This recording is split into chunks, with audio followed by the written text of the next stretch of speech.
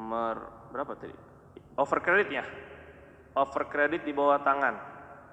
Gimana Fik overcredit di bawah tangan? Gini dong Fik, gini dong.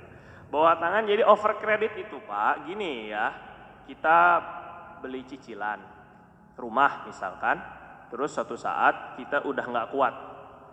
Akhirnya kan mau dijual gitu kan kepada orang lain rumah itu, nanti orang yang berikut dengan harga sekian, artinya sebagai pengganti kompensasi kita beli di awal, terus kemudian nanti orang yang beli yang baru itu akan lanjutin nyicil kepada bank atau kepada leasing atau kepada developer atau terserahlah kepada penjual pertama. Itu asalnya overcredit kayak gitu ya. Menurut kompilasi hukum ekonomi syariah atau KHES, kompilasi hukum ekonomi syariah, itu di dalam itu adalah kumpulan undang-undang ekonomi syariah yang dijadikan sebagai dasar hukum bagi para hakim pengadilan agama ketika ada masalah-masalah yang berkaitan dengan agama. Pernikahan, perceraian, termasuk di dalamnya ekonomi syariah. Jadi KHES atau kompilasi hukum ekonomi syariah itu sudah disusun oleh ulama-ulama Indonesia. Gitu ya Pak ya. Dijadikan standar hukum atau standar keputusan di majelis pengadilan agama. Itu ada. Nah, dan di dalam KHS itu kemarin kita bahas, kalau nggak salah saya bahas di Katulampa. Jadi dalam bab undang-undang tentang pinjaman, kalau saya nggak salah itu ada pembahasan tentang overcredit, tentang beli cicilan. Perhutangan, betul. Bab hutang itu dalam beli cicilan, maka ada undang-undang tidak boleh pembeli menjual kepada pihak lain tanpa seizin penjual pertama. Jadi kalau Bapak beli nyicil, terus kemudian Bapak jual kepada orang lain, maka benda yang Bapak jual ini tidak diperbolehkan untuk dijual kembali tanpa izin pihak pertama. Nah, ini adalah undang-undang. Kalau undang-undang itu hukumnya di atas fikih. Karena fikih yang sudah dijadikan undang-undang itu jauh lebih kuat dibandingkan fikih yang ada di kitab-kitab fikih.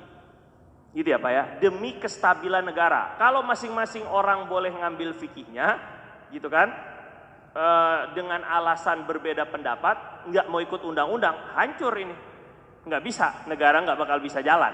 Makanya ulama-ulama fikih sekalipun sepakat berpendapat, memutuskan bahwa kalau fikih sudah jadi konun, sudah jadi undang-undang, maka tidak bisa lagi ada perbedaan pendapat. Ngerti nggak Pak kira-kira ini ya? Jadi kalau sudah ditentukan misalnya di dalam undang-undang agama, peradilan agama, nikah harus pakai saksi 2 orang. Terus Bapak tiba-tiba bilang, saya mau ikut mazhab Hanafi aja, nggak wajib pakai saksi misal. Kan nggak bisa begitu. Nah gitu, nggak bakal bisa jalan. Ngerti Pak ya? Nah maka di dalam undang-undang yang seperti itu overcredit di bawah tangan, maksudnya tidak secara resmi tanpa izin daripada penjual pertama, itu tidak sah, tidak diperbolehkan. Jadi kalau mau minta izin kepada penjual yang pertamanya untuk dia lepaskan akadnya, walaupun perwakilan dari bank, perwakilan daripada penjual pertama, leasing misalnya, terus Bapak baru bisa jual kepada orang lain. Karena juga Pak, benda yang Bapak beli secara kredit itu kalau ikut hukum syariah menggunakan akadnya adalah sewa, bukan jual beli. Namanya ijarah muntahiyah bitamlik, IMBT. Ijarah muntahiyah bitamlik adalah akad sewa yang kalau kita sewa dalam ukuran waktu tertentu akan menjadi hak milik. Misalnya Pak Bandi beli dari saya motor, misal ya, Motor selama berapa lama? 3 tahun. Sebulannya itu 1 juta. Itu akadnya sewa, bukan beli. Kalau Bapak sesuai syariah, kalau di bank-bank syariah begitu, IMBT namanya, Ijarah Muntahiyah Bitamlik. Dan dia, Pak Bandi maksudnya, maknanya hanya menyewakan, memiliki hak pakai, bukan memiliki hak milik barangnya. Jadi kalau dia hanya menyewa, apa boleh dijual? Nggak bisa. Ini masalahnya ya, sehingga over credit itu tidak diperbolehkan dari sudut ini juga. Hanya akad sewa saja. Cuma ijarah muntahiyah bitamlik tadi itu, sewa tadi itu, ketika sudah 3 tahun langsung jadi milik Pak Bandi. Jadi di situ ada persewaan, tapi ujungnya pemberian, hibah.